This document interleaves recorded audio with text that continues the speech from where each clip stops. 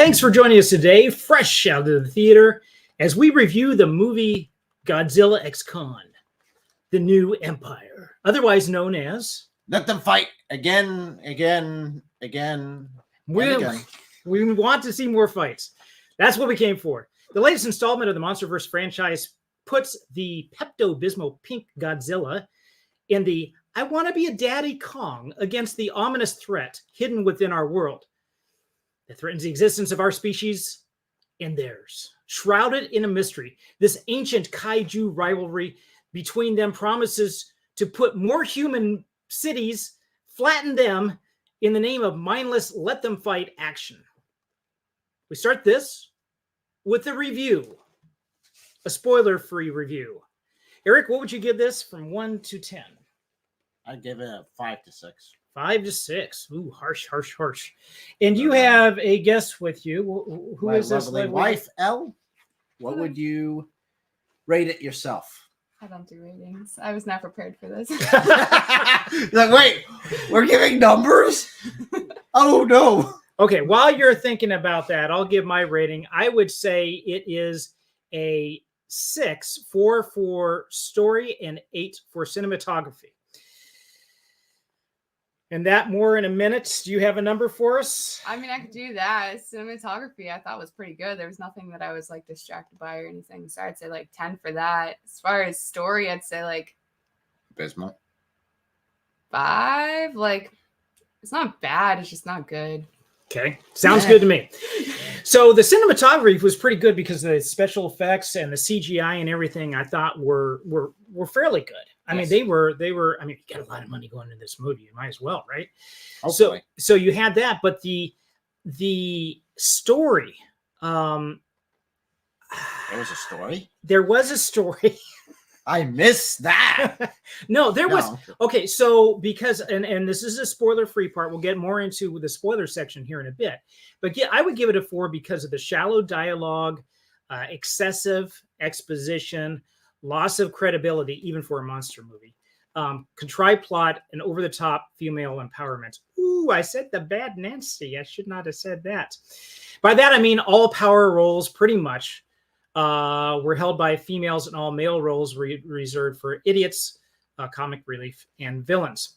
Like the previous version, the previous movie that they had in the Monsterverse franchise,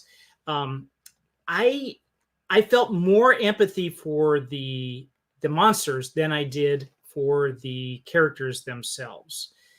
Do you guys how were you guys on that? Did you feel pretty much the same way? I'd say pretty similar.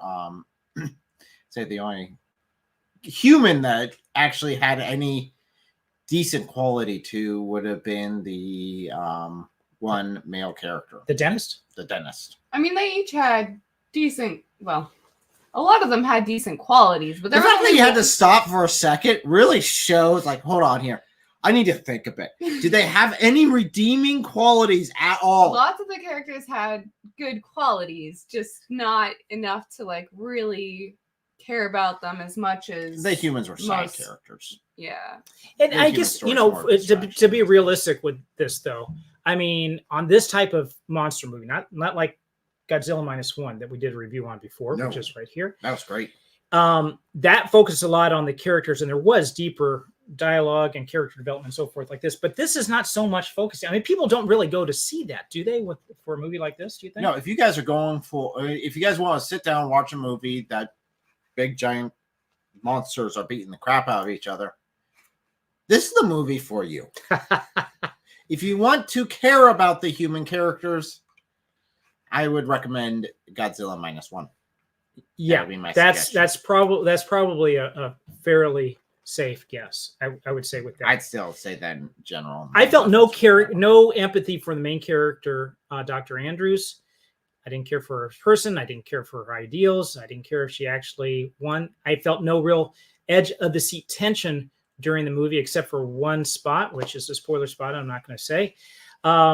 It is, at best, in my opinion, this movie, unless you're really, really into this type of kaiju beat them up, let them fight type of movie, and if you're going to see that, enjoy it. For fun. Go ahead. But I would say that this movie is a B-level movie, fit mostly for home theater. And just when you got a Saturday afternoon or anything, you just want to kick it back, this would be it. And watch them fight. Yeah, I think when the actor said that in the first Godzilla, he kind of summed up the Yeah, entire series. They're never right gonna, there. Yes. It's like, that is it. That's all this is about. The humans are there as window dressing Well, for the most part. yeah, I think they do give an effort to try to get that developed.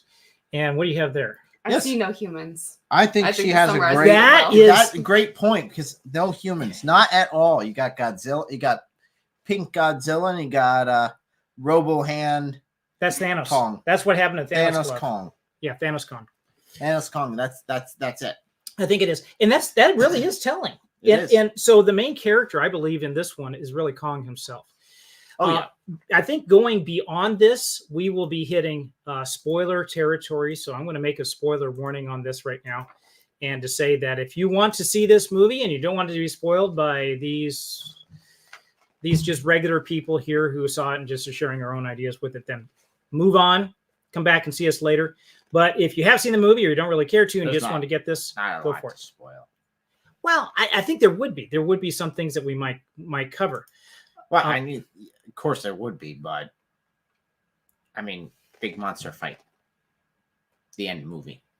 Before we go into spoilers, real Sorry. quick, though, I would just say, if you are interested in using this movie to talk to your friends about stuff, go see it. Oh yes, yes, And and this we could open up windows of dialogue. Yes, you could use this. Definitely, if someone's big into this, you could definitely use this to point back to Christ. At least the opportunity is there. And we'll tell you how to in a little bit. But okay. You know what? Let's move into that right now. And you're right. We probably should do that before the spoiler because we don't want to scare anybody away. Rewind that part about the spoiler alert. So thematic review. Taking a look. So we're looking at this movie, other than just enjoying it for maybe a popcorn bash and maybe taking the kids to see something here and I'll laugh at some of the campy dialogue and everything. There are some themes here that you can draw out. So I'm going to hold my theme in reserve. And basically, when we go into these movies and these go into this situation, we want to be able to look for things that we can use as a springboard for conversation for people who don't know Christ to say, hey, this is a good analogy, or this is a good way to illustrate maybe a characteristic about God, maybe characteristic about a theological aspect or something, and use this as dialogue. There's some people that would never step foot into a church for whatever reason, but they'll see sports, they'll see movies, they'll see all sorts of other entertainment things, and this would be an opportunity for you to be able to talk to them about that. So there are some things we looked at for this. You pulled one thing out. We were talking about this earlier. What did you got the best one, in my opinion.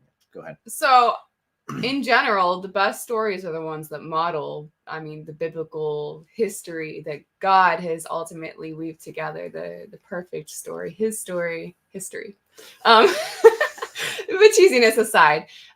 So, as watching this movie, there's one point, we are in spoilers, right? Or no? I can do a non-spoiler version. Do a non-spoiler version, then we'll go Okay. deeper later. I'll do a non-spoiler version. So there is an overarching message of being willing to make great sacrifice for those who are on the other side as you, who are actually seemingly fighting for evil, being willing to sacrifice in order to try to help them come out of those evils, even if it costs you something.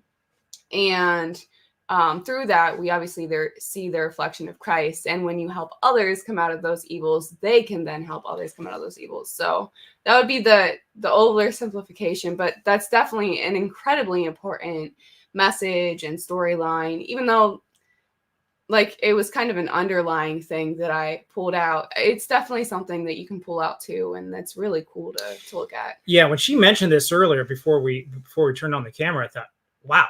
That's really good insight, and I think that trumps the one that I have, because the one that I have is older. It covers the entire Monsterverse, and that is the search for the wondrous, the unknown. I just released a video earlier today talking about that. Is that I believe that one of the things that grabs people in this movie, this and other movies like Arrival and maybe even Signs, that you're trying to communicate with something that is either greater or unknown, or maybe even has some dread concerning it. And you want to make contact. And the question is why. I think ultimately we're trying to make contact with the most wondrous person around, who is God, and that is through Jesus Christ. So the wonder that is there, the wanting to touch out and communicate with Kong or Mothra or Godzilla or any of the probably good kaiju there, that's been a theme throughout the entire Monsterverse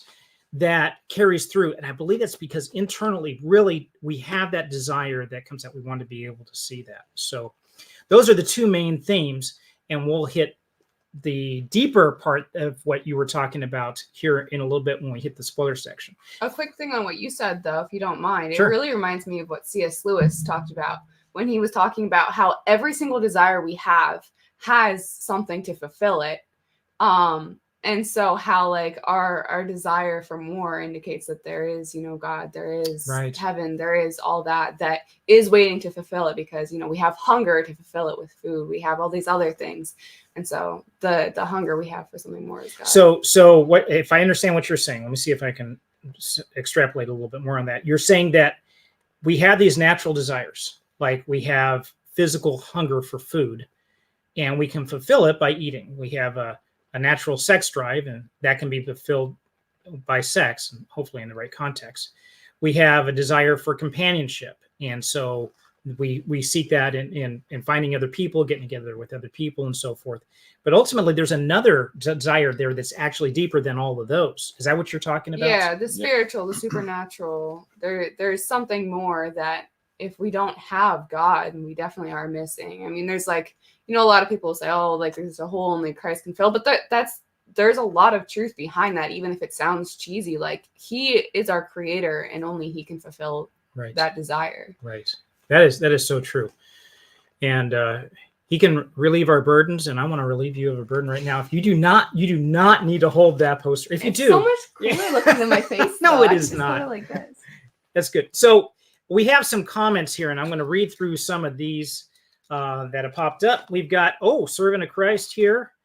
I'm going to show what he's got. Sup.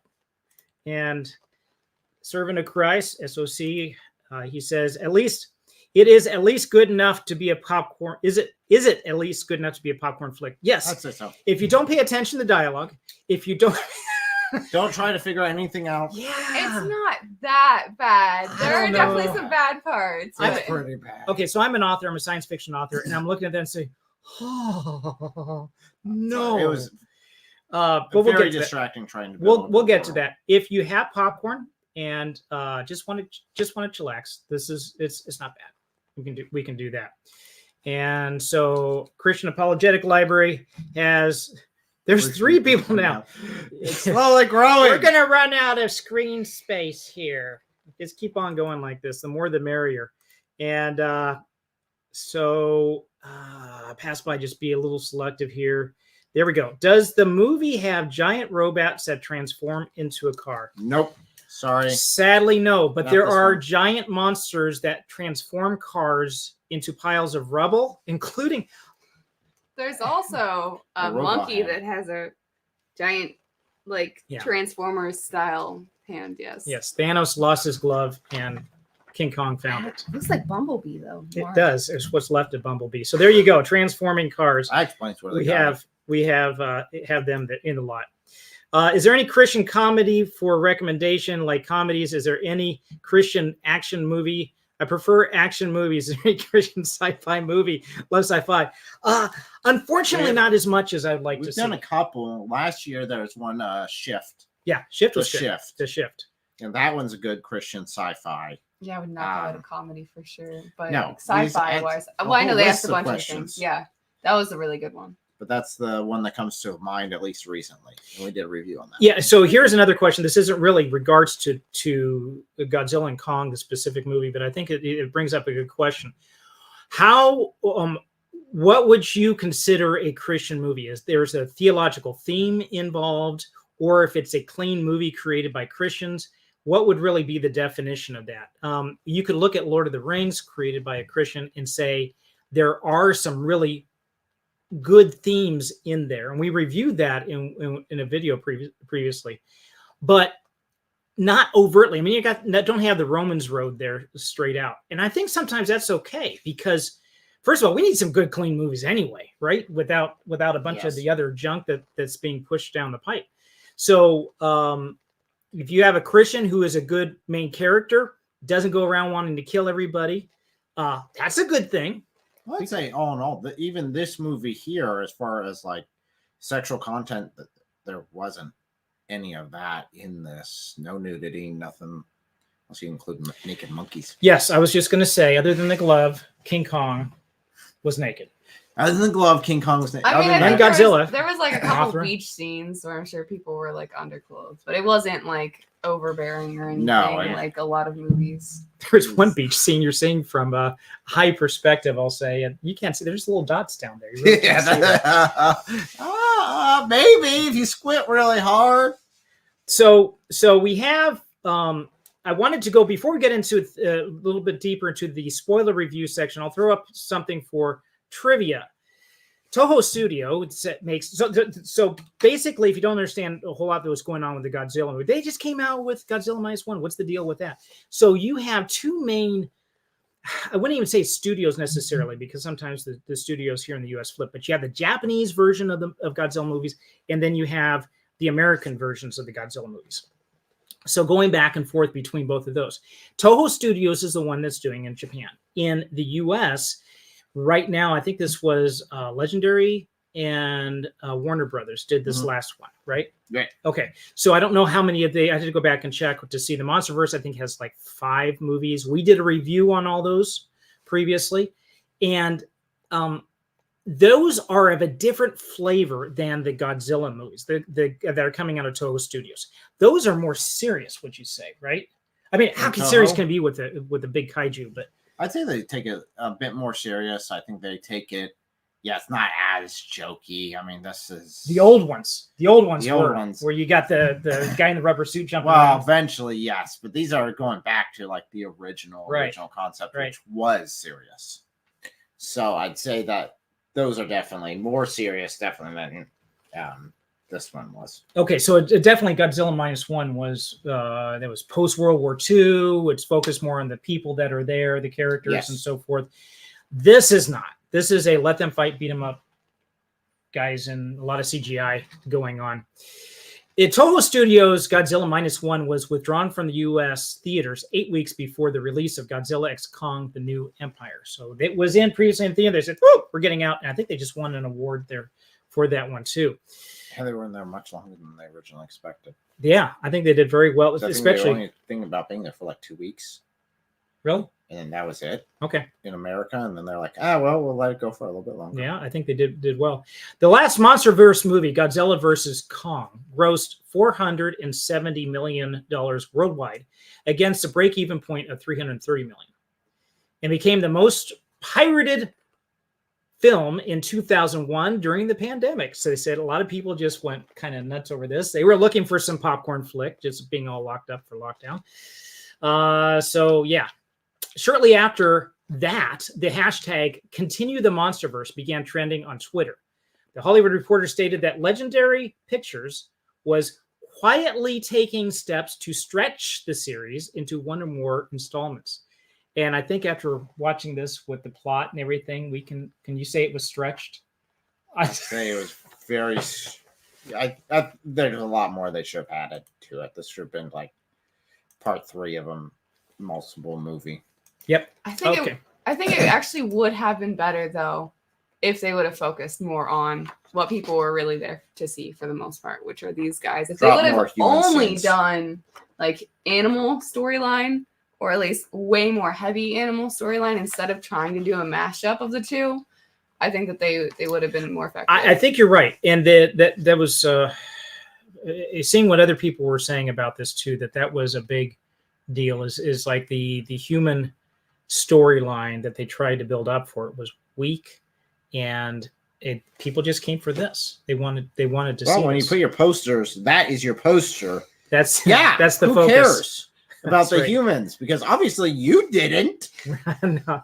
Well, so yeah, these guys were the main focus of the story, and we have these guys were not as much. the focus. So think how much you could have saved.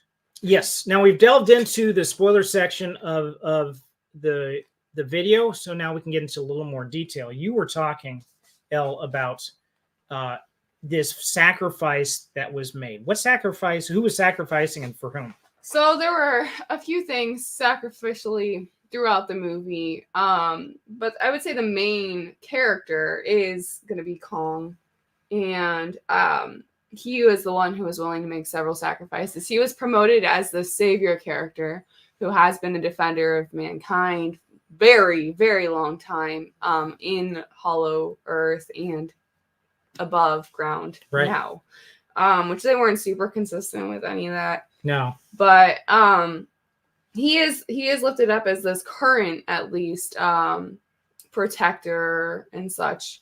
Actually, as was Godzilla, but they also weren't super consistent about their relationship with him either. But that being said, Kong did a lot of things that were very sacrificial. He was willing to get her and for his own kind, so being other Titans or whatever. for the baby, especially for the baby. This baby character was so. The storyline between them was pretty wholesome. I think if they would have even just like focused on that, it would have been such a better story. The main story, I think that would have increased the quality. Yeah, of this movie. I would say that Kong had the best dialogue. Yeah. So, but it was really cute because this baby is introduced and some spoilers on that. So it's really cute because he's like seeing someone that's kind of his kind. He's like reaching out and trying to be friends, and it's like, I'm going to attack you. But he still acts like a father or as a leader in that, look, okay, you can attack me, whatever, but I'm going to show you that's wrong. And here's how to do things right. Because I still care about you. Like, you're a kid. Like, I'll teach you how to be better. And so that was a really sweet relationship between those two. But he goes on to make other sacrifices too. And the pair, the heroic pair in the end, were willing to do things that really helped even people who had been abusing them. So, well, not people, but there was a creature that had been enslaved by, I guess, the ultimate enemy, which wasn't super ultimate, but whatever. There was a rival, like monkey, or what would you call him? Rival ape. Right. Yeah. A Titan. This guy. So I don't know if you would call him a Titan or not, but he was the guy underneath Middle Earth or Hollow Earth. You had this guy around. So he was the bad guy, Scar King, that everybody feared, and he had been locked away, right? By Godzilla, locked him away, and we can't let him out. We can't let him out. Of course, he gets let out. Yeah, but so this Scar King had enslaved another Titan who was, I guess, like the ultimate big baddie. I don't know how on earth this happened because the ultimate big baddie was way bigger and badder, but whatever. So there's this like really super cute turtle dragon crystal creature who breathes deadly ice. And so he was enslaved by Scar King. And so Scar King was using his power and pain in order to manipulate Crystal Turtle dude. Ninja Turtle wannabe. I think his name was Shimu. I think that was the okay. So Crystal Guy was enslaved via pain and was just completely being used for evil in order to harm others, in order to harm the good guys, and to carry out the plan of evil. And so when I saw that, as soon as they mentioned, oh yeah, he's being enslaved by pain, I was like, oh man, the connection there. I wonder if they're going to do this. I think that they are going to do this. And it's that the good guys will free him from that. And that is what they ended up doing. So it was a little bit predictable in that sense. But because it is the story of Christ, he allows us to have free will, but sometimes we use that free will to lead us and ourselves into situations where we allow ourselves to become enslaved by the enemy, by pain, and by other forms of things that we allow to overcome us. And then because of that, we end up hurting others too. And I think that there's just such a parallel. And when the good guys did help free this crystal turtle dude from the evil, he was able to help free others from evil too, and able to help them overcome that and all the bad. And so I think in the same way, you know, each of us has the responsibility and ability through Christ to go and help others be freed from the enslavement of the enemy, of the ultimate enemy, of Satan and of evil. And when we do that, then the people that Christ frees, he freed us, if he frees them, they can go and tell others about the freedom of Christ too. And especially if it is a situation of like leadership where, like, for example, I was thinking like imams, like so many imams have been led so astray, but when they come to Christ, they can go in front of their entire congregation at their mosques or masjids or whatever the case may be, and say, look, like, I can't do this anymore because Christ has changed me. Christ is God. And then a lot of those people often come to Christ because they see, oh, wow, like this guy was tricked, but now he's come to truth. Like, we want to come to truth too. So yeah, I think there's a really cool parallel there, but it took sacrifice. That's right. And without that sacrifice, it was necessary. It's you often see sacrifices in movies like this. The good guy sacrificing himself for other good people or innocent people or things like that, but rarely for a character that has done harm. And you see that earlier with Kong too, when he comes up and he sees the smaller ape, and the ape betrays him. He's like almost reminded me of Smeagol coming in with I'm going to take you in, leads him into the water where this large snake creature attacks him, the snake monster. And this guy knew. The little baby Kong knew he was doing that. Baby Kong was trying to get rid of Big Kong. And Big Kong basically forgave him and gave him some food. Gave him the snake to eat. A little sushi on the side.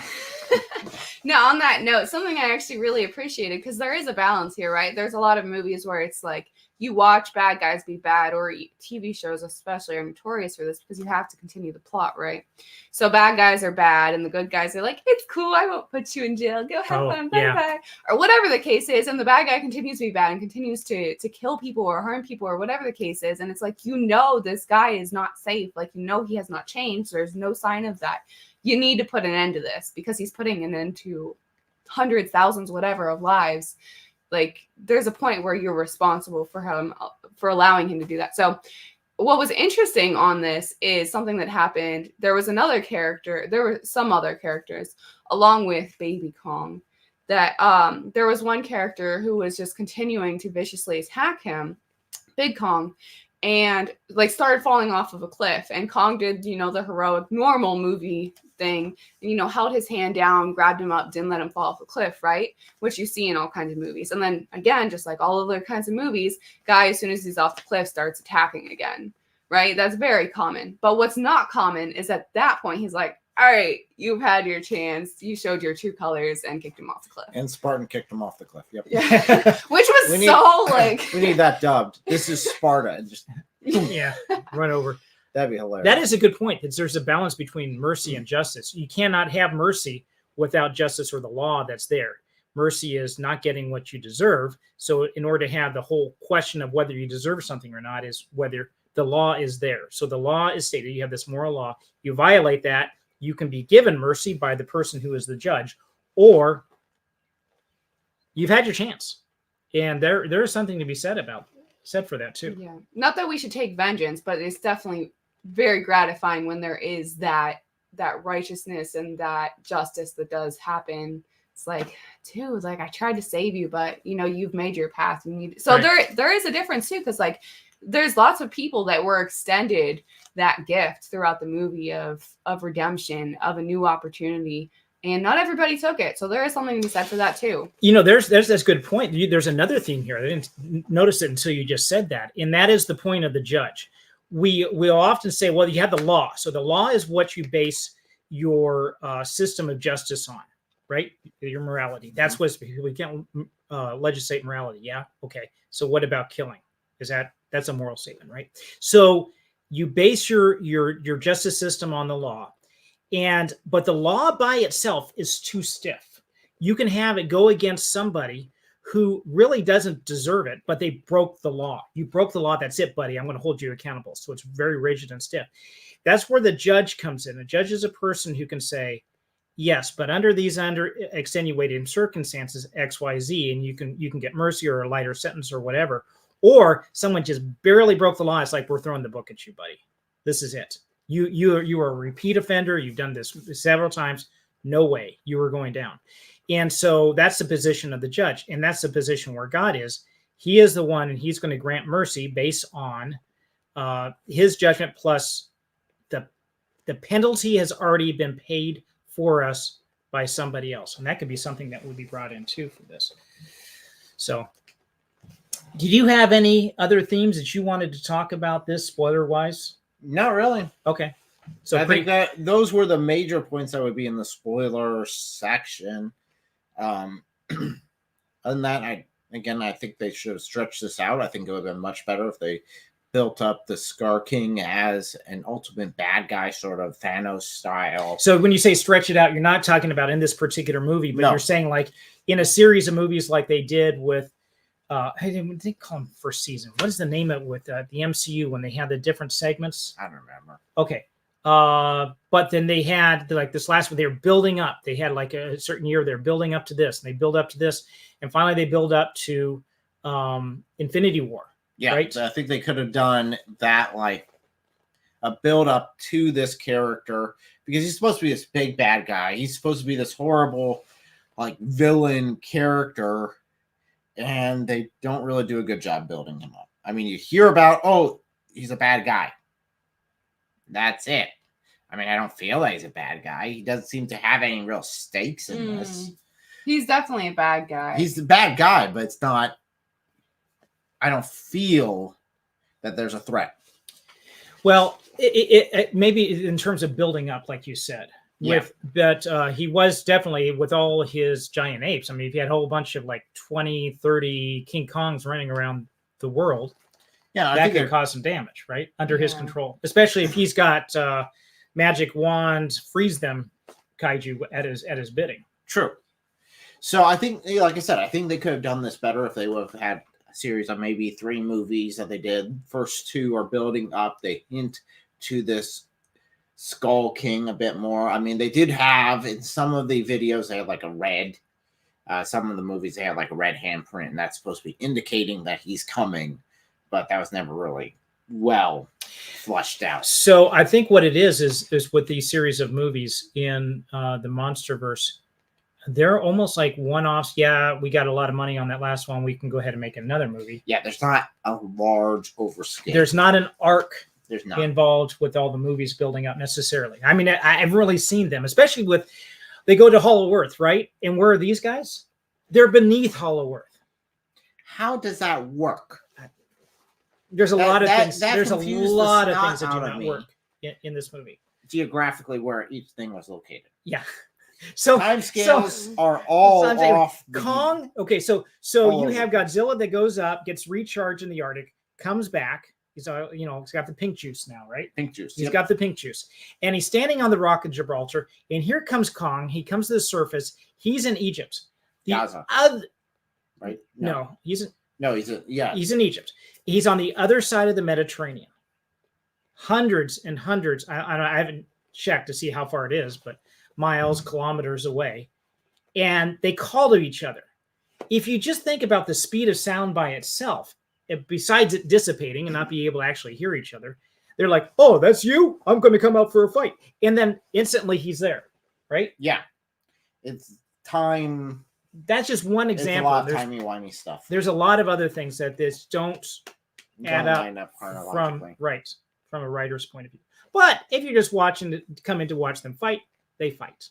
And there's some pretty good fight scenes. Lots of fighting scenes. Lots of CGI monsters fighting each other, which, okay, if that's what you want, there you go. That's right. So, do you want to add anything else to this before we wrap it up? Yeah, so in regards to the Scar King, I'm still a little bit confused about, they, like, even within this story, even if they would have focused on him a little bit more, because I thought that his whole purpose was, hey, he tried to take over whatever, he got locked up in, Hollow Earth. Right. And so, and it specifically said his whole purpose now ever since has been to get back to the surface. Except apparently, like, up until that point, there was nothing at all stopping him from getting to the surface. Like he knew instantly we were how kind to of get confused. there. And then also like it shows that he has become the false king, they call him the false king, which actually there's some metaphors in that too, allowing Satan to become your false king. You know, he's not the true king, but a lot of people accept You were him. on fire. There's just all kind of stuff. I mean, I pay attention because yeah, it's important to be able to think about these things, talk about these things. But anyway, so he's the false king, and he's enslaved all these other Kongs or whatever you want to call them, these titans that are monkey, gorilla-ish, whatever, apish. And so they're all like, it's like almost like an Egypt type thing, like the Tower of Babel type thing. It kind of looks like, where they're all like carrying heavy stones and doing manual labor. I was but really confused what they were carrying the heavy stones. yeah, but there's no like, they're not actually building any kind of structure that I could tell. They're not actually. Are you doing talking anything. about the people that are down? You're talking about the apes. The apes. The Okay. apes. So They're carrying there's these big like boulders there's around them. extreme heavy manual labor that's enforced by Scar King's or whatever crew. So you know he's top tier, and then he's got people that are enslaved under him, but he's got some of those enslaved people who have positions of power and you know are power hungry too. And so they're enforcing this like hard labor to do nothing. Like they're not actually accomplishing anything. And if his entire point is, hey, we got to get to the surface, and it took him like a minute and a half flat to find how to get to the surface in this movie, it's like, wait, what? And especially if he's been down there for as long as he had, which seemed to be.